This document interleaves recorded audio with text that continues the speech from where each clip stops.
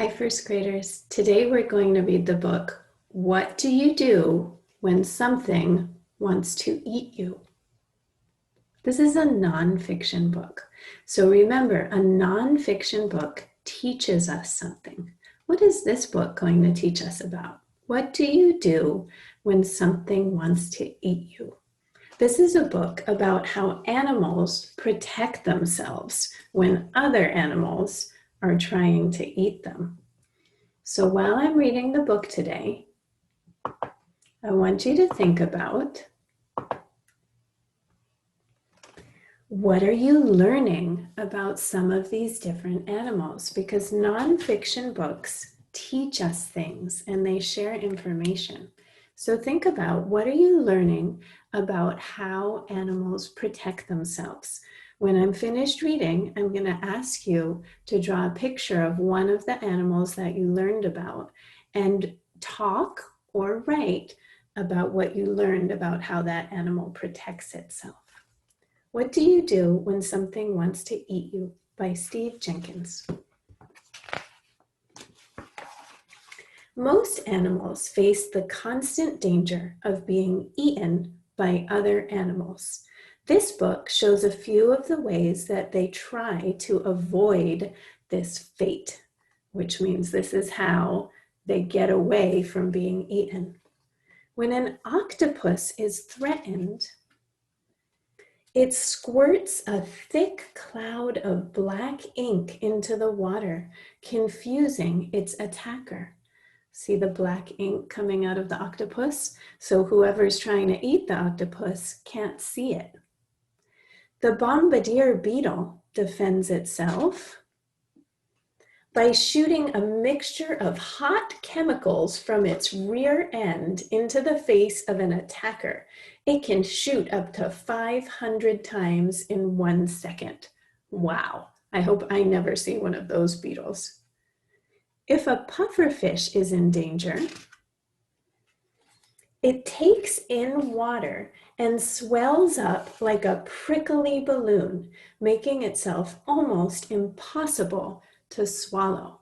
I'm going to pause for a second and I want you to think about, what are some of the animals you're learning about? What's something that they do to protect themselves?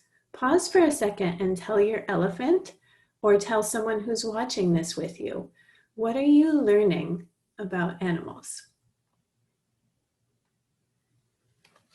The glass snake is really a lizard without legs. When it is grabbed by the tail, what do you think is going to happen? That's right, its tail breaks into many small wriggling pieces. The pangolin protects itself. This is a pangolin. I don't know a lot about this animal. The pangolin protects itself by rolling into an armor-plated ball. The basilisk lizard is known in South America as the Jesus Christ lizard. It can escape its enemies by running across the surface of ponds and streams, using its large feet and great speed to keep it from sinking into the water. When it feels threatened, the hog-nosed snake rolls onto its back, sticks out its tongue, and plays dead. This is a good defense because many predators prefer to kill their own food.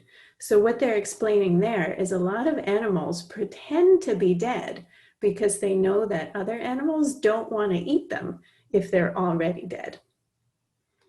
The brightly colored clownfish escapes danger by hiding in the poisonous tentacles of the sea anemone. The clownfish is immune to the poison, but any predator who follows it is badly stung or killed. See how it's hiding in there? That's like Nemo. Nemo is a clownfish. And anybody else who tries to come in there and catch that fish will get stung by the tentacles of the sea anemone.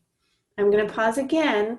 Tell your elephant or somebody who's watching with you, what other animal have you learned about that you think is pretty interesting? The hoverfly is a harmless insect without a sting, but it can protect itself from predators by mimicking the appearance of a wasp. That means it pretends to look like another insect, which can sting, and then the predators leave it alone. The gliding frog lives in trees in the forests of Asia.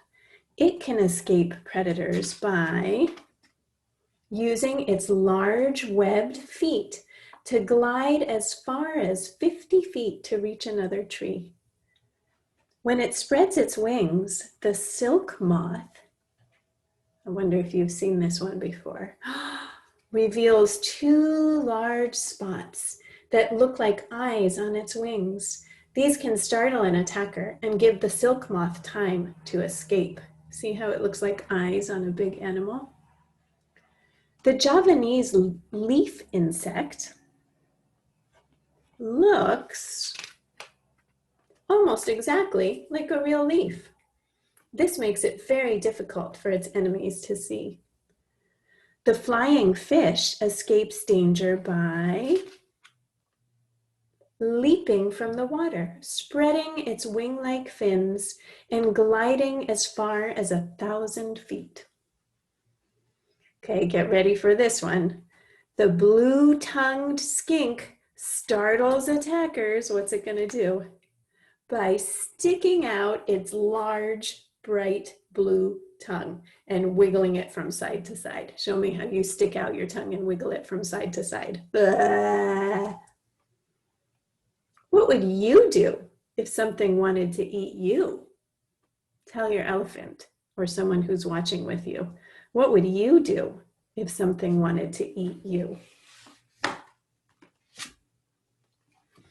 All right, friends, now I want you to think about everything we learned in that book. There were a lot of different animals, right? Which one do you remember? Which one was the most interesting to you? Was it the pangolin who curled up into a ball? Or the beetle? What's this one called? The bombardier beetle who squirted chemicals out of its rear end? Ugh. Or the octopus who made a cloud of ink? Or the snake whose tail broke off? Think about which one you remember. Make a picture of it and then record yourself telling us how does that animal protect itself when something wants to eat it. So tell us what you learned from this nonfiction book. I'll see you soon.